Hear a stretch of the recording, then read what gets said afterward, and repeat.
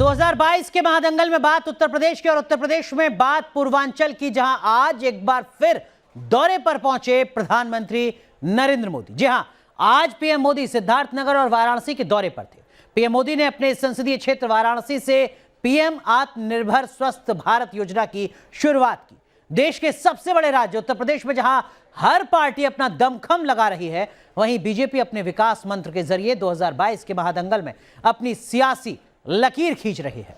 आज पीएम मोदी ने सिद्धार्थनगर से उत्तर प्रदेश को एक दो नहीं बल्कि 9 नए मेडिकल कॉलेज का तोहफा दिया है। इससे पहले सिद्धार्थनगर पहुंचने पर प्रधानमंत्री का जोरदार स्वागत हुआ। बीजेपी विकास के एजेंडे से पूर्वांचल के दुर्ग पर अपनी पकड़ मजबूत करना चाहती है। सिद्धार्थनगर के बाद पीएम मोदी वाराणसी पहुंचे, जहां उन्होंने करीब 5200 करोड़ की विकास योजनाओं को तोहफे के तौर पर काशी वासियों को दिया। तो बीजेपी के लिए 5 साल का रिपोर्ट कार्ड क्या विपक्ष के लिए बड़ी चुनौती बन जाएगा? यह सवाल इसलिए क्योंकि बीजेपी यूपी के घमासान में अपने विकास के एजेंडे पर ही दांव खेल रही है। आज प्रधानमंत्री नरेंद्र मोदी सिद्धार्थनगर के दौरे पर थे। इस दौरे पर प्रधानमंत्री मोदी ने सिद्धार्थनगर समेत उत्तर प्रदेश के अलग अलग जिलों को 9 मेडिकल कॉलेज का तोहफा दिया। पीएम ने पिछले 4.5 सालों में हेल्थ सेक्टर में मुख्यमंत्री योगी आदित्यनाथ के उठाए गए कदमों की तारीफ भी की। शिलापट का अनावरण महादंगल में विकास का महादांव। बहुत बहुत धन्यवाद माननीय। जैसा कि सिद्धार्थनगर से महादेव की नगरी तक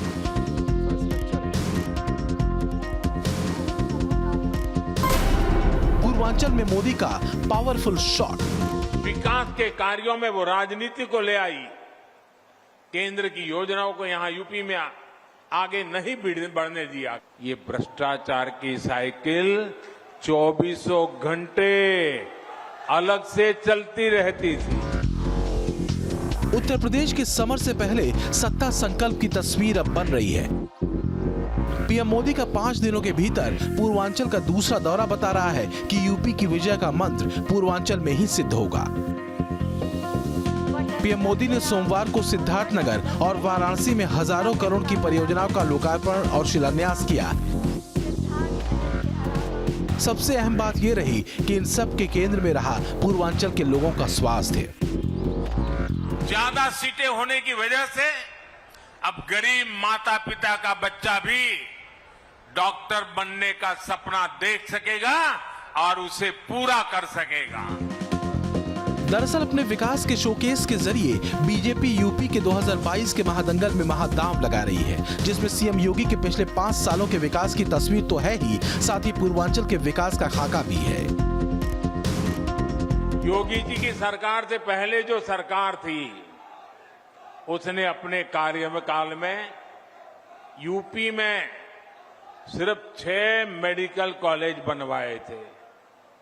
योगी जी के कार्यकाल में 16 मेडिकल शुरू हो चुके हैं और 30 नए मेडिकल कॉलेजों पर तेजी से काम चल रहा है। 9 मेडिकल कॉलेजों का आप लोकार्पण कर रहे हैं।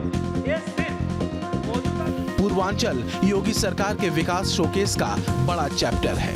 सियासी बिसात पर बीजेपी ने सबसे संवेदनशील मुद्दे को चुना है और वो है स्वास्थ्य सुविधाएं। दरअसल सीएम योगी आदित्यनाथ मिशन 75 पर काम कर रहे हैं, जिसका मकसद है प्रदेश के सभी 75 जिलों में एक मेडिकल कॉलेज खोलना। यूपी के 59 जिलों में मेडिकल कॉलेज लगभग तैयार भी हो चुके हैं और बाकी बचे 16 जिलों के लिए पीपीपी मॉडल के तहत मेडिकल कॉलेजों की प्रक्रिया पर काम चल रहा है। दवाई में भ्रष्टाचार, एम्बुलेंस में भ्रष्टाचार, नियुक्ति में भ्रष्टाचार, ट्रांसफर पोस्टिंग में भ्रष्टाचार, इस पूरे खेल में यूपी में कुछ परिवारवादियों का तो खूब भला हुआ। बीजेपी के स्वास्थ्य सुविधा वाला मुद्दा कितना अहम है, इसे प्रियंका गांधी के इस ट्वीट से समझ सकते हैं, जिसमें यूपी में सरकार बनने पर 10 लाख तक का स्वास्थ्य बीमा देने का प्रियंका ने वायदा किया।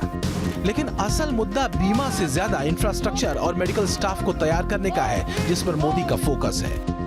आंकड़े बताते हैं कि 2017 से पहले तक यूपी में सिर्फ 12 मेडिकल कॉलेज थे, जबकि 2017 से 21 के बीच लगभग 4.5 सालों में 32 नए मेडिकल कॉलेज बनाए गए हैं। और अब सिद्धार्थनगर, देवरिया, एटा, हरदोई, गाजीपुर, मिर्जापुर, प्रतापगढ़, फतेहपुर और जौनपुर में 9 नए राजकीय मेडिकल कॉलेज की स्थापना के साथ ही यूपी नया रिकॉर्ड बनाने की राह पर है। कोई भी नागरिक स्वास्थ्य सुविधा के अभाव में अब दम नहीं तोड़ेगा और आज आदरणीय प्रधानमंत्री जी के अनुकंपा से 30 मेडिकल कॉलेज भारत सरकार के सहयोग से प्रधानमंत्री स्वास्थ्य सुरक्षा योजना के अंतर्गत उत्तर प्रदेश के अंदर खुल रहे हैं।